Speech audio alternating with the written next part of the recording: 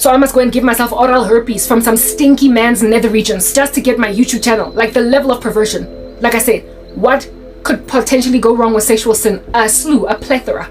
Like, people out here giving each other fellatio prior to marriage and claiming they never had sex before marriage. That's what could go wrong with fornication. When you don't have the truth rooted as to what is okay and what is not okay, you will come up with doctrines so as to, you know, little slivers of activity that are outside your approved text, your approved doctrines, your approved dissertations. You will accommodate them because, you know, this here is a fluid changing doctrine. It is, like Satan, not prepared to stick to one loyalty. Hence he fell apart from God.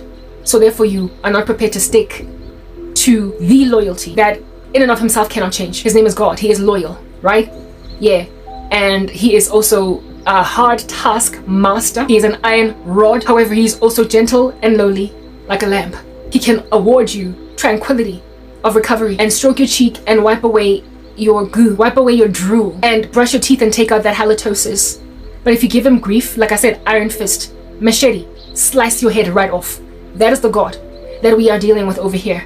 And he will take no prisoners. And if people do not, by gentle conviction or gentle influence, if they do not come to him, he will literally rip the carpet from underneath their feet and make them eventually worship at his feet. They will fall at his feet. They will, with a thud, land, having been stubborn in the run-up to. And when you hold on to him and you trust these things as true, you will not be shaken. The name of the Lord is a strong tower. The righteous run to it and they're safe. Those who believe in him are like Mount Zion that will not be shaken but endure forever, right? And if at all you're not going through a moment of doubt like Peter out here taking his eyes off Jesus, nobody can shake you.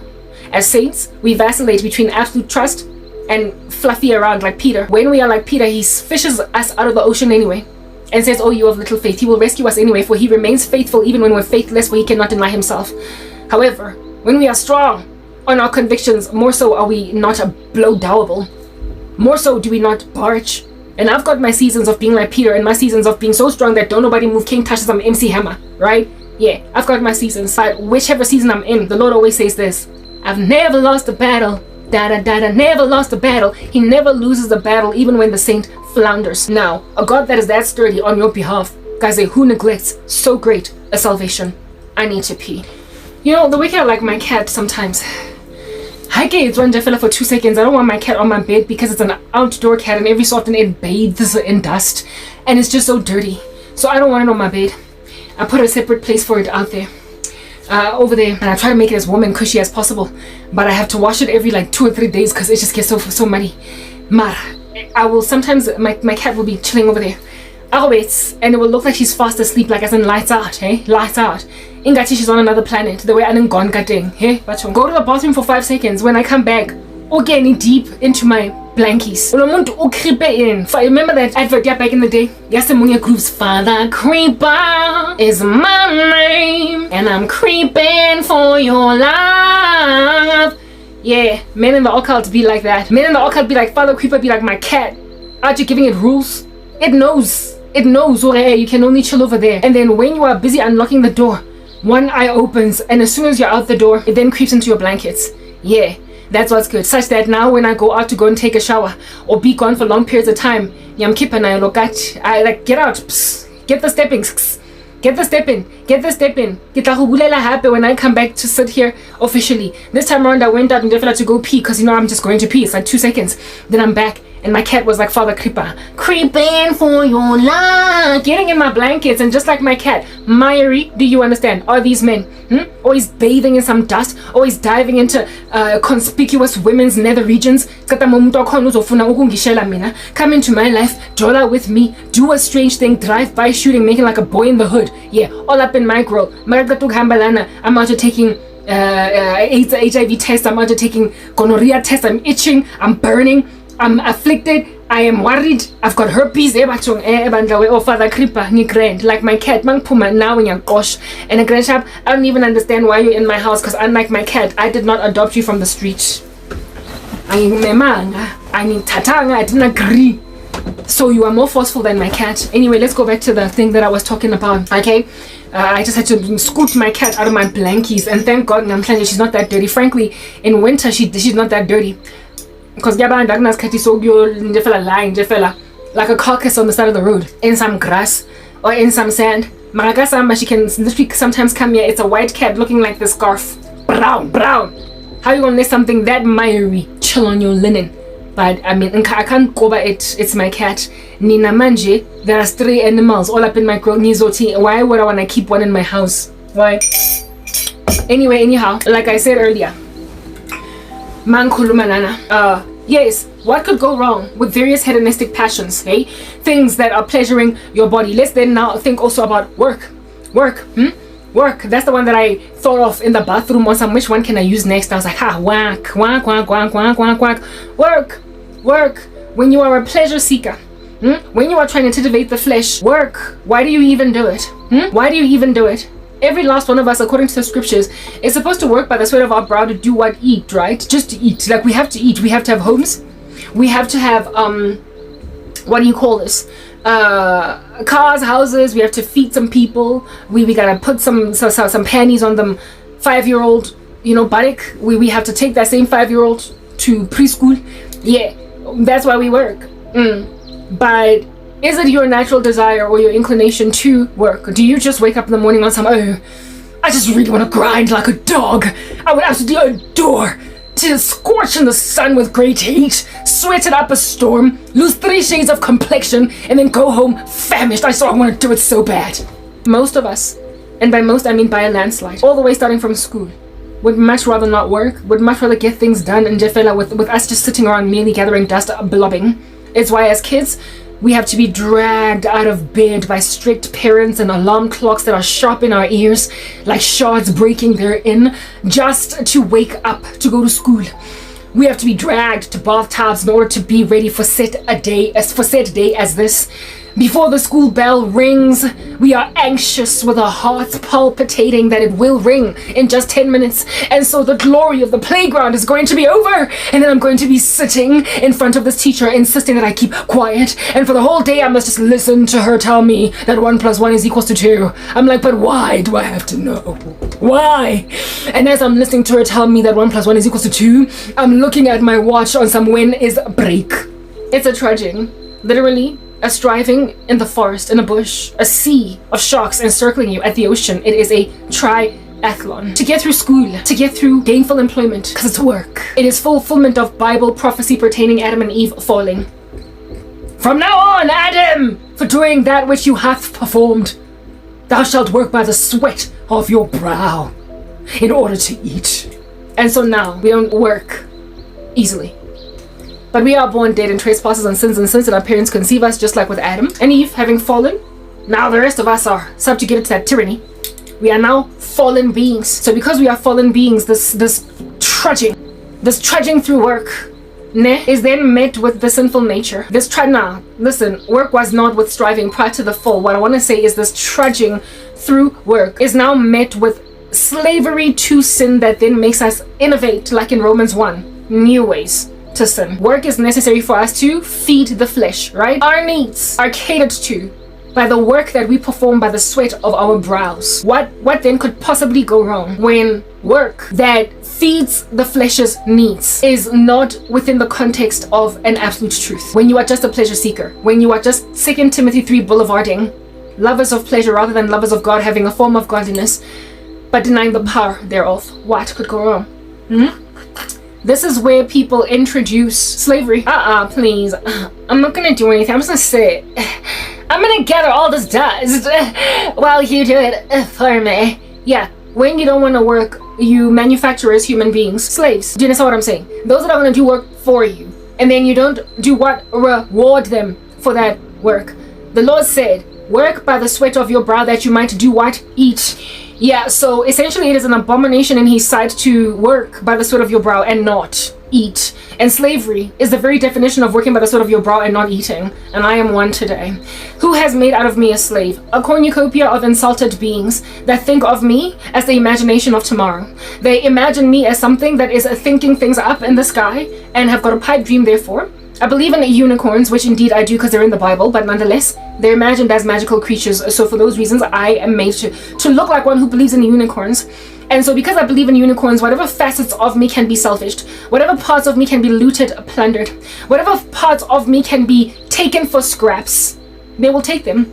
So I've got people copying my content, including the chick from YouTube, literally copy pasting verbatim some of the things I say, and then proliferating yourself as, right? The person who is the originator of this stuff. I spoke about the plagiarism of my work by some of the people who watch my content before, so I'm not going to labor on it. But among the people who plagiarized me is this woman from YouTube. She started a whole channel that is Christian, that is literally premised around my message more or less, but without really being me.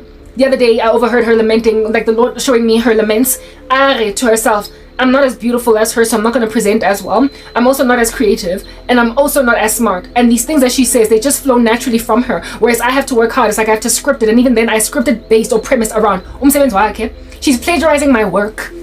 I then got a dream of her wearing impatazam, especially in particular. Remember the day when I put that sticker with that pink hat and the C in the center? Yeah, and it has it has glosses on. This chick was like that. Go YouTube, right?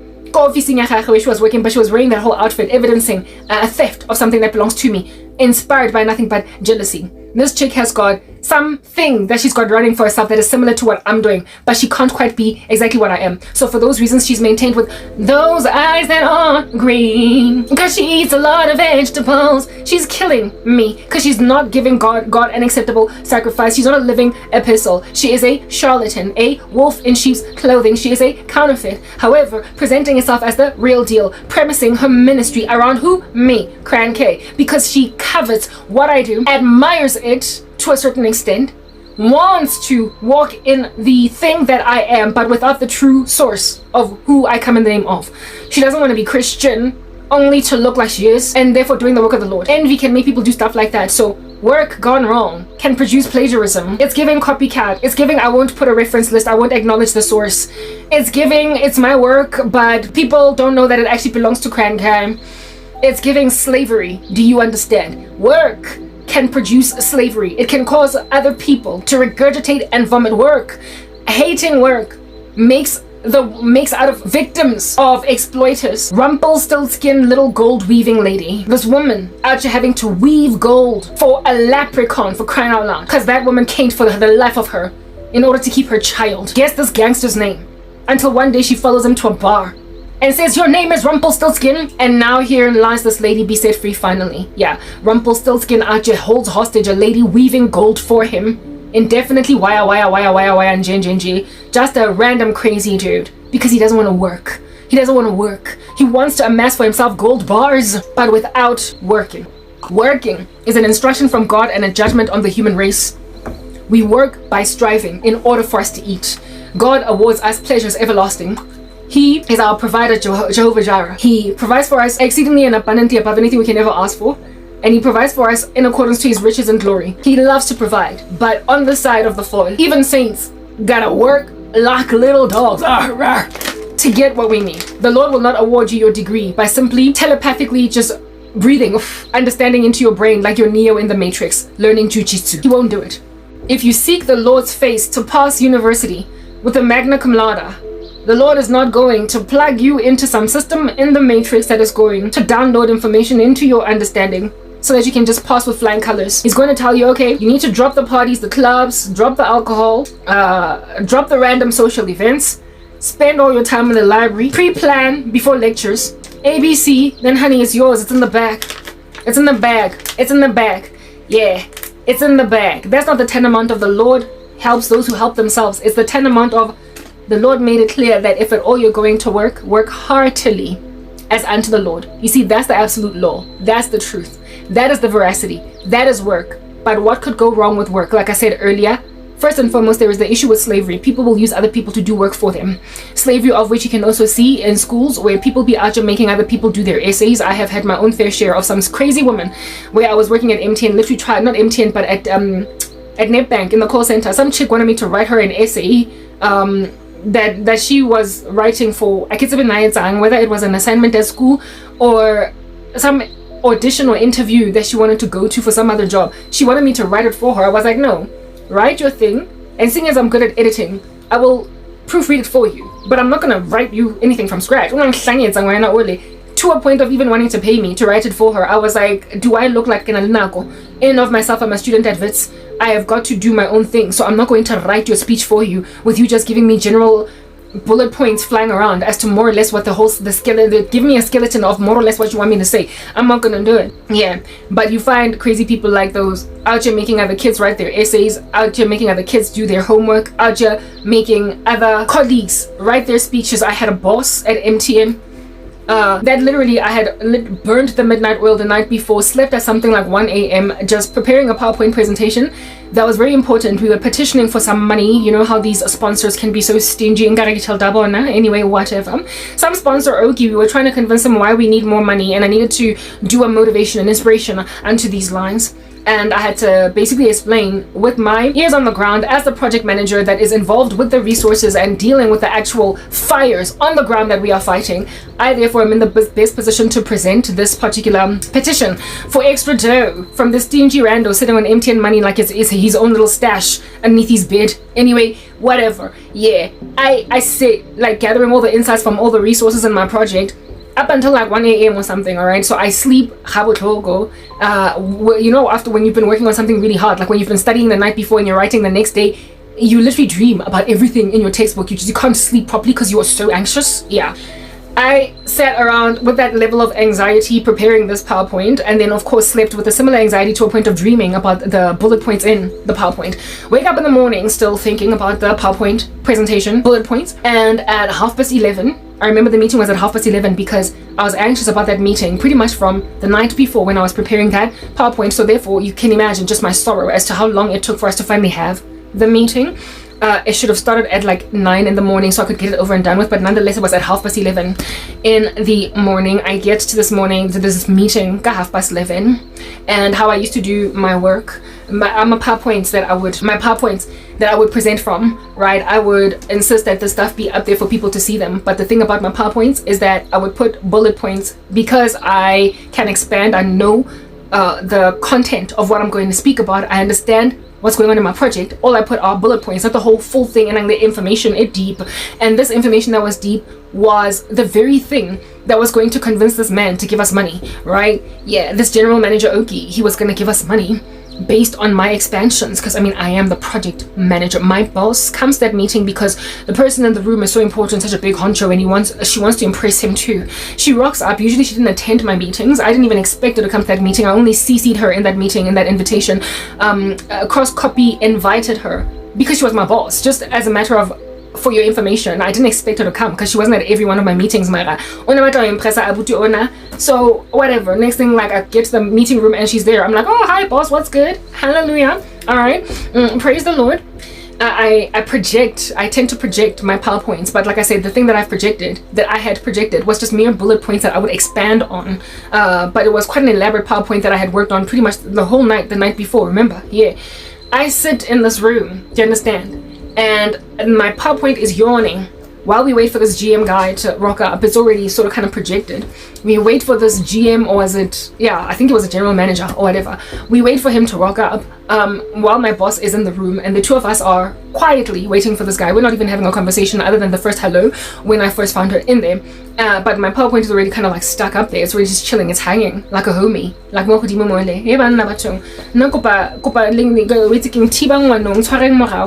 it's a good thing I wasn't a violent lady.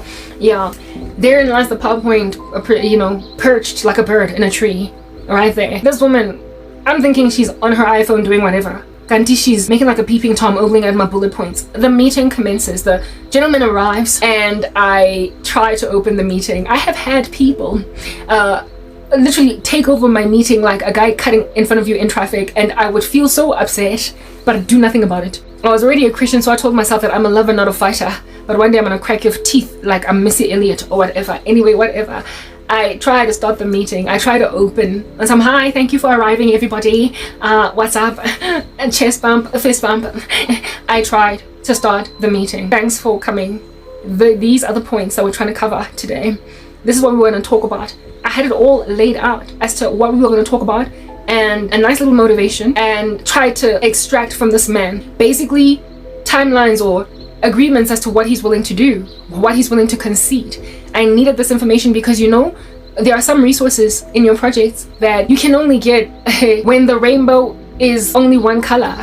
Do you understand? Like basically such a rare occasion that is frankly impossible. It is possible to get a rainbow that's pure white. Y'all know that, right? Because somehow the way that it's reflecting, you just have this ring of white, but it's rare. Usually you will see all of the colors of the rainbow: red, orange, yellow, green, blue, indigo, and violet. Yeah, that was one of those resources in the business that you only got to see when the rainbow was white. Hard to get. Like, schedule booked from here to Timbuktu. Dude is always in Spain, even though he's in the building, because he's hard to get. Like a chick that's the baddest one in high school. Yo, a man that's hard to get. Understand, if he's here for me for 15 minutes, 20 minutes, I'm gonna get as much out of him as I need.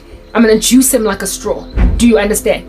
And hold him to his words, because going forward, he's gonna send me his insincere, lackluster runners that are not gonna give me what I want, and that are not gonna be able to make me the kinds of promises that I wanted. This is what I was trying to extract out of this gentleman. Yeah, okay, very well. My laptop was already open, stuff is already projected, and I'm like, just as I am to say, hi everyone, welcome. Hey, this woman, yo, so, Mark, this is then what we need for this particular project. As you can see over there, bullet number 1, we need ABC, and this is for this resource in this department. What's that over there, Karabo? Oh, Jabu Mazibuku. Yeah, Jabu Mazibuku is the developer, and he says that he's not able to do this, and for that we need a purchase order for 200,000 rands. And then they literally reading bullet after bullet on my PowerPoint. She overtook my meeting like a driver cutting you off in traffic, and she did not even get to all the points. She's my boss. I'm not about to insubordinate her. I'm also not going to fight her in a cockpit wearing a G-string like an unruly lady. I'm not going to do anything of that nature. I'm dealing also with a resource, right? A general manager, a stakeholder that is hard to get by me in particular, because I am a runner. In and of myself, I'm a minion. In and of myself, I am a project manager. She, however, is our senior manager. She's our program manager, and so therefore she is in meetings where she can just take him to the side. She can just take him to a corner, like, you know, those meetings where there's all these important people in there, and because it's something that you've always just wanted to say to someone, even though you didn't book a meeting with them, you can always just, you know, take them on the side and say, hey, but what about this thing? She had better access to him than I ever could have. I was only awarded special rights to see this guy on the day when I broke a party cracker, and woo, out came an accepted meeting invitation from this GM, whereas you can catch him coming out of some other meeting full of big bosses. You overtook everything. This woman was so full of sabotage. She was so full of sabotage. I cried. Like, one appraisal, on Psalm 37, my Bible was, well, you know, in your Bible, when pages of a book are all crinkled up because it's got water landed, it's got a water stain. You know, when pages have water stains, my Bible had water stains on it. Because of how she appraised me. Like, if at all she was in any of my meetings, she would take them over. I thank God she was so busy that she wasn't in every one. Man, this woman was trying to control the narrative of how I look on the outside. And if at all I was in front of important bosses, more so would she overtake me like a bad driver in traffic. It's a good thing I didn't have road rage. Otherwise I would have been, hey, yo, I don't fancy. Shame. The bullet points, and I understand she's reading them verbatim, letter by letter, word by word, right? She doesn't have the context that I've got. She is unable to blow up the whole thing as I can blow it up. Basically to create the motivation, the inspiration, and also to create confidence in this man about what I'm doing for him in his project, because he's the owner, right? The sponsor of the project. Meeting that was supposed to last about 15 to 20 minutes. It lasted 10 minutes because all she did was read bullet points. This man probably felt like I wasted his time. Why? Because he was expecting to hear a big fat thing. Why? Because in the invitation and in the email that I wrote him beforehand, I just had such an elaborate explanation in the email as to what in the world I was trying to do, and it was therefore worth his while for him to accept this invitation. So when he came into the room and my boss read off bullet points, he probably felt like, this is what I got off my desk for. I could have just read this in an email. I was going to expand, and this woman had this man in and out of there within just minutes. I can't tell you what happened eventually because I don't recall, right? We probably did get the money, I don't know. Mara, just the rapport, the relationship that I would have created with this general manager, and my future ability to easily tap on his shoulders because of the trust that he will now have had in me, the confidence that he will now have had in me. She took it away just like that. Carpet ripped from underneath my feet. Yeah, that's what could go wrong with work when it is not godly, when you are not a godly human being. That's what you could do with work. You will literally go and make like the Pac-Man and gobble up a person's hard work, midnight oil, slept past midnight, 1 a.m., dreamt about this PowerPoint, labored with anxiety up until 11:30, only for somebody else to parrot what is on a PowerPoint. That's what happens. That's what could go wrong. What would Jesus do, however? The Lord says that if anybody does not want to work, let them not eat. The Bible makes it clear that allot every man in accordance to his labor. In the millennial reign of Jesus Christ, no longer is a person going to till on a field, work hard on it, graveyard shift and everything, and not be able to eat of its fruit, because it is a travesty and an abomination before Emmanuel for a person to work like an ninja and still not eat. So slavery is problematic, which is why the Lord, with slavery in the scriptures, the Bible says that slaves, king masters, treat your slaves well, lest they should rise up against you and rebel, and slaves obey your masters. The only reason why there's even the reason why that allowance or allotment in the scriptures is available for slavery is because human beings are sinners. It's much like the provision for louvers to divorce, right? God does not love divorce. He doesn't like it. He would much rather not it be there. But he says that if you insist on divorcing, it can only be on one ground: marital unfaithfulness. And even then, if you go and you remarry, you still commit adultery. So there are rules around something that God would much rather us not do. But because we are sinners, he makes allowance for it. I believe that he made allowance for slavery even because of that. And that people will take slaves anyway. They will make other people work for them, because I put a judgment on the human race that they must work by the sweat of their brow. So because people are lazy by nature, because they are slaves to sin by nature, they're going to make other people do all their dirty work. So when then you make other people do their dirty work, do your dirty work. Do this at least. Treat them well and award them proper recompense, if you know what I mean, compensation. So award them proper compensation. So slavery actually then produced, I suppose, a gainful employment where people are actually ultimately paying people for like hard labor. But if your employer can get away with not paying you as much as your colleagues because you were not that negotiating buff, you will literally be earning 10,000 rands less than your colleague, albeit being a better performer in the same job, and albeit doing, like I said, the exact same job. Better performer, same job, yet earning 10 grand less because you just could not negotiate for yourself. You can't speak, you can't talk, girl. You stutter. So I mean, Kimo Pinky is earning more than you, even though she keeps dropping the ball, and every Monday she's not at work. Udulanaldi doctor's note. Mara, she earns 10 grand more. Yeah. So work gone wrong makes people exploit the circumstance. And it makes people steal work. And my boss did that to me a lot. That's what could go wrong. Other people could steal your work. Other people could make you do their work. Yeah, and then there is the issue with the kind of work that is done as well. There are plenty of porn star in these streets that thoroughly imagine that they're Christian. There is a OnlyFans girl that out here is hovering the road of the streets of America, calling herself a Christian because she's a virgin, and yes, she out here popping her nether regions and her dangling private parts before ogling nasty licentious men within a pornographic space. So therein lies yet another facet of what could go wrong with sex. OnlyFans, also what could go wrong with working as an OnlyFans model. It's not work, not truly, but it is making you money. However, not by the sweat of your brow, just by the stripping of your clothes. So when then you strip your clothes in order to make money, ngari, you are a silkworm or a snake shedding its skin, and you think that that's work for you. The Lord then will say to you, depart from me, work of iniquity, I never knew you, right? But when you are not absolute in your belief of what work is, first and foremost, you will not work hard. You will take slaves. You will steal other people's work. And then sometimes you'll even work in an industry that absolutely displeases God, right? However, each job, no, not according to God. Each job is not just each job. It has to be a job that does not cancerously afflict the eyeballs of God. It has to be a job that brings glory to the Lord. Because whatever you do, whether you eat, whether you drink, do it all for the glory of God. And when you do work, you must work heartily as unto the Lord. People do not work hard. They cheat. And then there's also the issue with laziness, in the sense that you're not pulling your full weight. You're not doing the fullness of your girth. You are brilliant. You could be passing with straight A's. I endured that. I endured myself through that when I was on the come up in school and even at varsity. I knew what I could achieve. I knew how I could pass, but yes, like it but mina, 3 weeks before an exam for what? It's like notes before lecture. I was lazy. I was too lazy to essentially meet my full potential. That laziness, according to God's word, because after all, when we work, that's when we eat, because work brings us money, right? According to God's word, when you're lazy, a little sleep and a little slumber, and a little folding of the hands to rest, and poverty will overwhelm you like an armed man, and scarcity like a bandit. So essentially, when you don't work, you're supposed to just end up poor. Do you understand? So you could lose out on really great grades where you would get a scholarship at university. That is within the academic space, but within gainful employment space, you could just sit around blobbing until somebody else gets the promotion. Sit around blobbing until somebody else gets the promotion that you would have deserved and that you would have earned insofar as you would have pulled your weight, because indeed you've got the aptitude to do better than that person. It's just that they are working that much harder.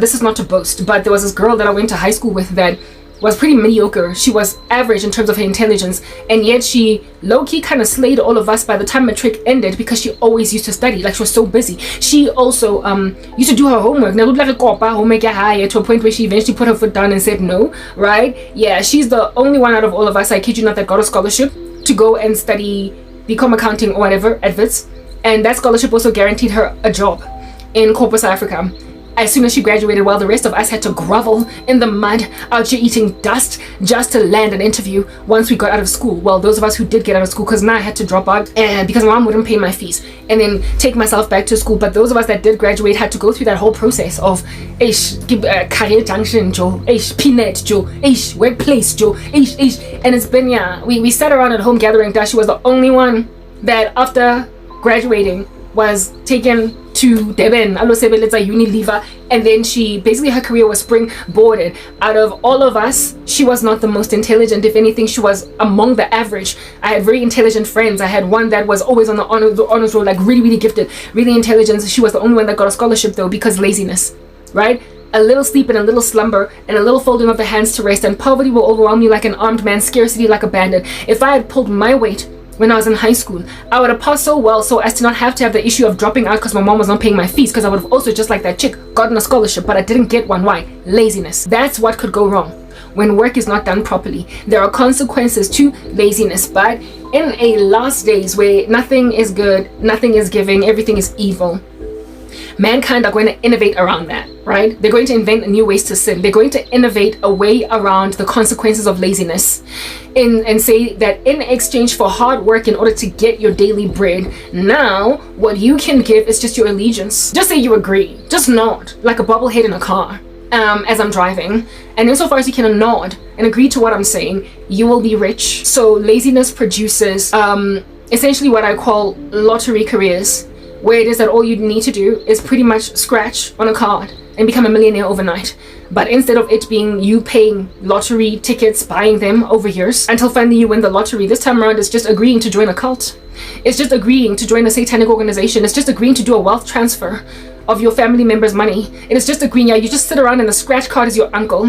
Your scratch card is your dad. Your scratch card is your daughter. Your scratch card is your cousin. It's out, you're giving 777, and as soon as you like ding ding ding ding ding 777, look at you be a millionaire even though you have not lifted a finger, and look at you also utilize the wealth of yet another person. Satanic rituals being done that insofar as you will allege to Satan, you will get the kingdoms of this world, not so much work hard. The devil is the one that tested Christ in the wilderness and said, worship me and I will give you the kingdoms of this world. Scan the periphery, bro. You gon' have money. That's what the devil ought to be offering Jesus Christ. The Lord then responds by saying, thou shalt worship no other God but the one true God. So essentially, according to God's word, when you are presented with a kind of offer, the truth, the absolute truth is that you must say no. I work only for Jesus. I work only for God. I worship only God. I am not going to make easy money by simply betraying everything I've ever known that the devil might give me the kingdoms of this world. Therefore, occult practitioners are among some of the laziest of people that have found, however, the loophole of making a whole bunch of wealth and eating not by the sweat of their brow but by the sweat of other people's brow. Hence, this chick from YouTube is eating from the sweat of my brow. I rock up here and I do content. She grabs it, feels uncomfortable that she's not as pretty. I apologize. She feels uncomfortable about the fact that she's not as intelligent. I also apologize. And she also feels uncomfortable about the fact that she's not legit. For that, I don't apologize, because girl, you got an option. All right, you have an option. That's what's good. You've got your own gifts, you've got your own talents, but look at you stealing mine. I already told you guys in my other video about some other rando YouTube content creator as well that is apparently allegedly a child of God, that however is just absolutely awry when it comes to doctrine, and I was confused about why his doctrine was messed up. So I went and I asked the Lord, how does somebody who is so prophetically gifted not understand from you that they need to leave certain churches and certain doctrines, and God was like, he's not mine. And all of the prophecies that come out of his lips, he's stealing them from saints. And I told you guys about the dream with the 2 babies and the tubes plugged into these babies with him extracting fluid out of them, and those babies representing saints. Basically the banning of true Christians right next to their prophecies being stolen, seeing as they're coming in the name of the Lord truly, and they tend to have voracious information at their disposal. And so they use the prophecies of saints as their own, and then they rock up and they do YouTube channels, right, through transfers of sorts. And the Lord showed me that guy, who is a professing Christian, he has got a Christian ministry and everything, that is thriving on YouTube with millions gained subs, like he's hovering on about 1 million subscribers at present, yeah, and millions of views per video, etc. That man, that he's a charlatan, that he's not the real deal, and that he is indeed laziness, right? He is not working and then amassing for himself wealth as a result of his hard labor. He's just taking from other people and monetizing umsebenzi wabanye abantu. So therefore somebody is starving. When they burp ash, while he is like satiated, and when he burps, he's burping pizza. Do you understand what I'm saying? Yeah, and the pizza that he's burping thoroughly belongs to someone else. The pizza he is burping belongs to someone else. So the pizza that he's burping belongs to another human individual, or other human individuals. That's what could go wrong with work that is not rooted in absolute truth. When the Lord is not the wind beneath the wind beneath the wings of your gumption, your propellant, your gung-ho. If God is not your jet fuel, you will fly on some strange terrain that's going to rob other people of peace. Do you understand? When you work hard, you earn your promotion, and so you don't embitter people. Like, I have a cousin that the Lord showed me where it is that thing. There are grumbling colleagues on some, I don't even know why this chick is here, because she doesn't have experience. And people despise her for that. She also lied in order to get that job, and the lie was approved by some other person so that she would not get exposed for it. Yeah, well, when you aren't working honestly and there are other people encircling you working honestly, it then also creates a bitterness. Therefore, sin has no other thing, but has no other eventual effect on the human race other than to cause a great deal of distress. It'll always steal from someone. The devil has come to steal, kill, and destroy, but Christ has come to give us life and life abundantly. So therefore, when there is a theft of peace, when in an ecosystem, upon somebody gaining, there are others that lose, however, that are innocent, right? Because a lot of times when the righteous gain, the wicked are brought low because they were wicked, so it's their day of comeuppance. But when innocent souls lose as a result of somebody's gain, on that day you know a sin has been committed. And a lot of the wicked amass for themselves wealth by taking from other people. So they distress widows, they impoverish, they make orphans out of children, they impoverish men and women, people unable to feed families, people being forced to take children to schools where they get fed breaky, and where they are given free stationery, where they are donated desks by McDonald's, where they are donated school uniforms and whatnot, instead of your own mom being able to buy that for you. I'm all for charity work on the part of the government, but when kids are unable to be catered to by their own parents, and these things are happening as a result of inefficiencies like laziness producing slaves out of their parents, and laziness producing wealth reservoirs for occult practitioners, where they are taking wealth from these parents. They're out here making kids have to eat lunch because mom cannot prepare it at home. It's problematic. We thank God for governments that are doing this for kids, but these resources can run out. That's what work gone wrong can achieve. So the human race that innovates around having to work hard, like I said, produces these inefficiencies, and the culminating event or structure that this ultimately ushers in is the tribulation, where no longer do men buy, sell, and partake in commerce because they studied, they did the time, they gained the skills, and so therefore can improve an economy. They are now buying or selling only because they've taken the mark of the beast, only because they've pled allegiance to Satan. So your character is of no essence, your skills set, no essence, how well you can do, no essence, what you've acquired, literally nothing matters. So all these things, they add up, right? They pile, they add up and they pile. And I'm out here now trying to speak to Indaba Yoguti, like Malahle, they bought ready to get burned. They bought ready to get burned. There are Christians that are partaking in this shortcut world, this fast food world, this Jahoms world, this red race, and they think that God is a genie in a bottle that they can just keep on rubbing. That's going to give them what they want. Hence why this chick has got a naivety dwelling richly in her crazy bones. work on YouTube, that she's very potentially born again. She thoroughly wants to disqualify what I'm saying and get away with the murder that she's presently committing, because she imagines that there is no way that God would ever do that to her or hurt her. Like, you know what, human beings have got such a delusion of grandeur. Like, even before I got born again, I imagined God as one that gazed upon me with great favor. I've always believed in God, but I mean, I did nothing special, because even the demons believe and they tremble. I've always known that he exists, even though I had doubt. Do you understand? And when I would fathom him, I would literally anticipate that he is looking at me with just so much more favor because of all the benefits I had on the come up than the regular person on the street. I felt special, but I was a sinner. I was unsaved. I was a rebel against the God of the universe. And so essentially in that state, despised by him. Yet I imagined myself, there's no way that a holy God would ever do anything nasty to me. I remember every time I would be met with a near-death experience, not that there would be many of them, but every so often I would imagine, what would I do if I was caught in a situation where I was literally facing death? Like a car accident, I can tell that it's about to be a head-on collision and that I'm not going to escape this head-on collision. I would tell myself that I would quickly just say a prayer and say that, God, please take me to heaven. God, please take me to heaven. Because I thought that I could just pull in a favor with God just like that. Despite being on the broad road that led to destruction that many enter into, despite my prayers being an abomination to him, for I was wicked at that time, despite having so much that left a lot to be desired in the sight of God. So I understand why this chick has got such a delusion of grandeur pertaining the fact that God would never do that to her. She is literally sitting on the chest of a saint of the living God, blocking my content from going ahead, is exhausted at them, feeling at the mercy of crazy men that keep on barking orders at her. And she is carrying on with her insanity, also creating a YouTube channel premised around mine, doing the work of the gospel without actually really being a true gospel servant, and with her hiding me underneath a bed, however proliferating her own agenda, albeit walking in ways that she is aware are nasty, is of the imagination that there is no way that God is going to do to me what Karabo says God is going to do to me. My oh my, like, I used to think that way, so I get why she thinks that way. However, she's about to be met with great come-uppance, just like with CapCut. I'm getting to points, y'all know I'm going to seal these arguments eventually, somewhere along the way. When I was in high school, and you know, God uses this a lot to help me understand what's going on. When I was in grade 10 in particular, we had this accounting teacher, you will remember, Mrs. Patha. Grade 10 accounting, Sir John Adamson High School, an Indian woman, right?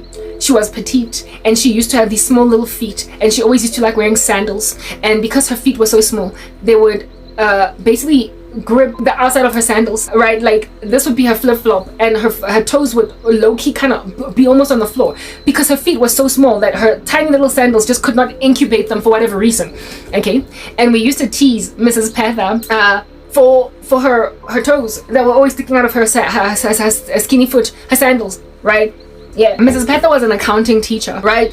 And in grade 10, my friends and I were quite intelligent. Well, a couple of us, not all of us, used to get really high grades, but I used to get A's, and three of my other girls also used to get A's.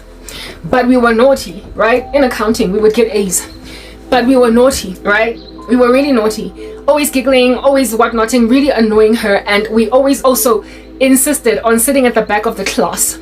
Mrs. Patha was not one of those pedantic teachers that insist that you sit at one particular desk. Like, you know, in schools in South Africa, you can't just choose to sit anywhere you want to sit. Like, teachers need to know that that's Karabo's desk, that's Lerato's desk, that's, yeah, type. This teacher didn't care where we sat insofar as we sat down. So sometimes the class would be like low-key empty, okay?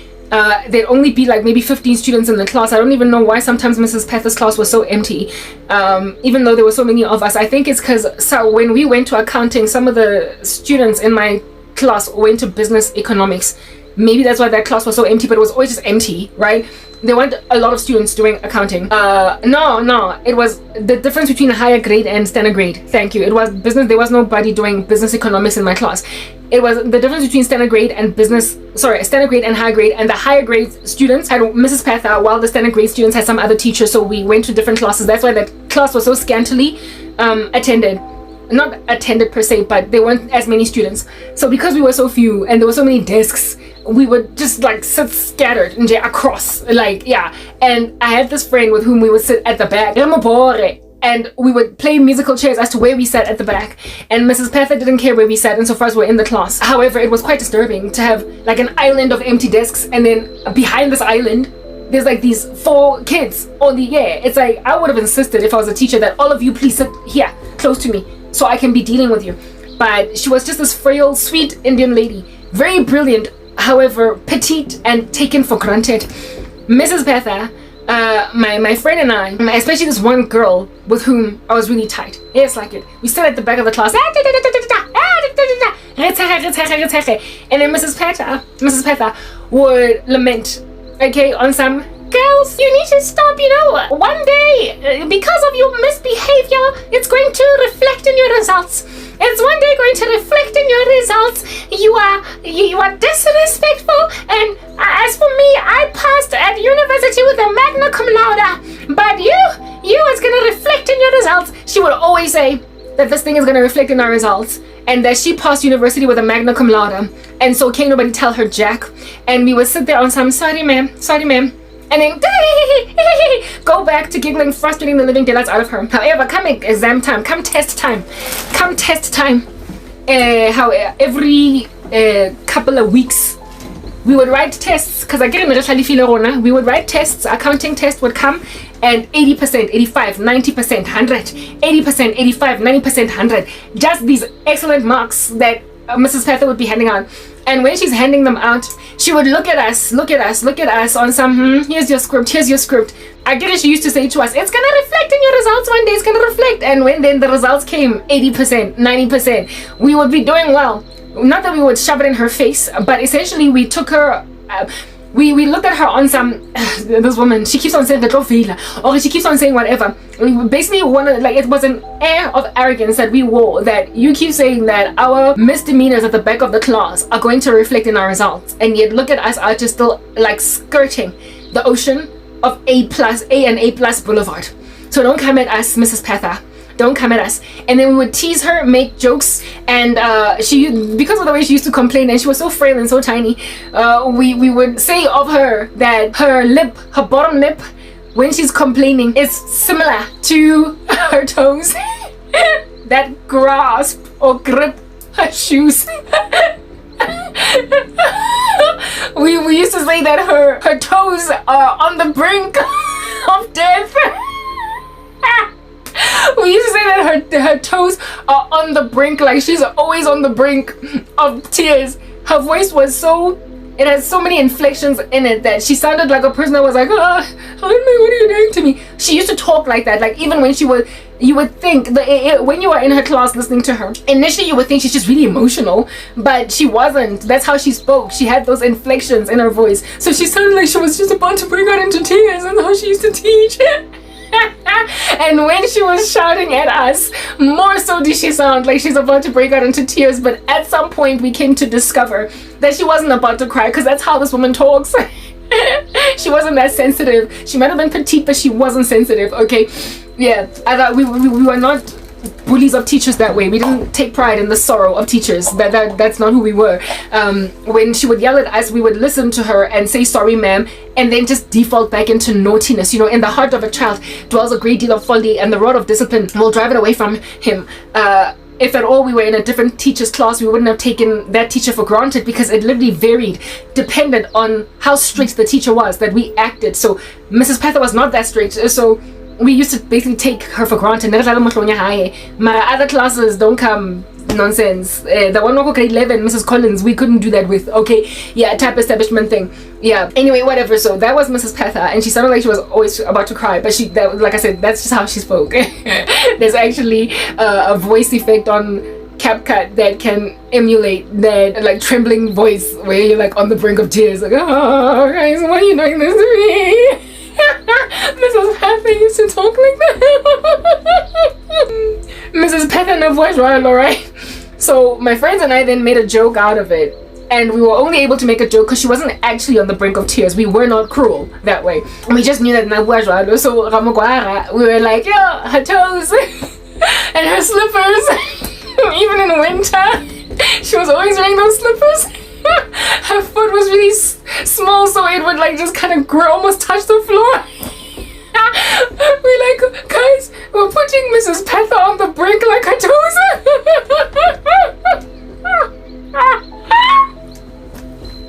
We're putting Mrs. Petha on the brink of crying, like her toes are always on the brink of her shoes.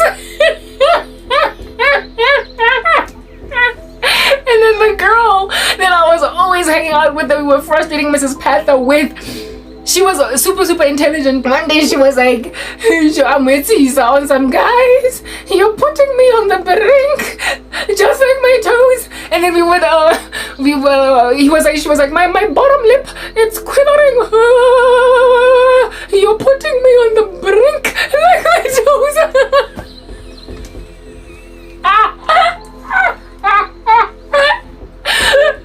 Please keep quiet. You are misbehaving and you're putting me on the brink. You're putting me with a bottom lip.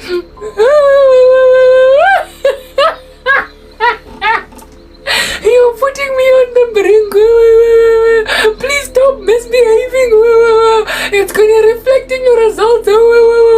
You're putting me on the brink like my toes.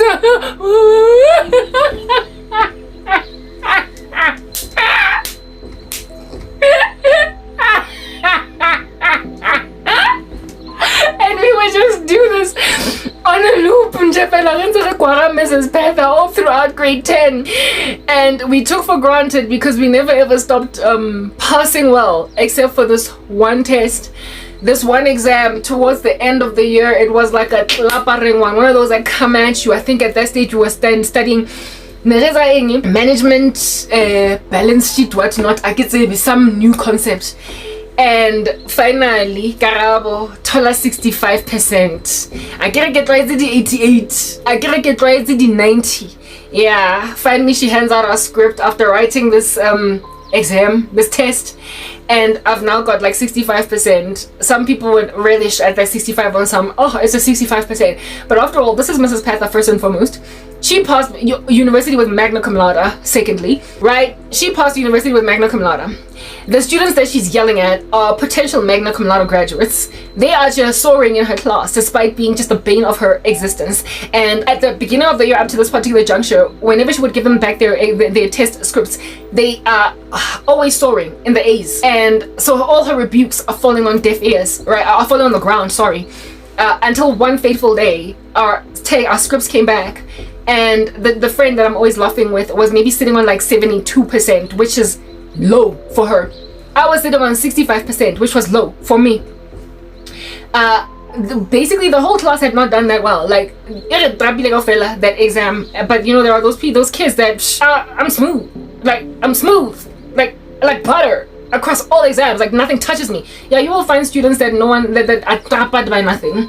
Right, my class was a boffin class, and we had kids like those that just and anybody 1 or 2. But the rest of us that were used to A's, now we were out hovering in C-D Boulevard, like the compact disc from back in the day. So, so for the first time in Mrs. Patha's class, I get 65%. I get 65% capacity, I mean, it's not as good as I could do, right? And when the script comes, something in me was aware that Mrs. Patha's gonna say something. I remember just thinking, hi there, on my desk. I remember thinking in my head, don't say nothing, don't say nothing, don't say nothing, don't say nothing, right? Don't say anything.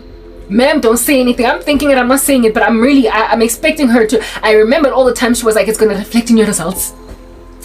And when she gives me the 60-something% script, I'm like, don't say nothing in my head. And lo and behold, I said, glow tagging Mrs. Patha.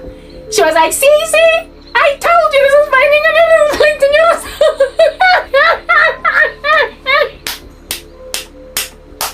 Mrs. Patha is like, see, I told you it's gonna finally reflect in your results. You are naughty, and now you no longer have the 80%. Now you're sitting in 65% because you are naughty. At that stage, I'm just sitting there on some.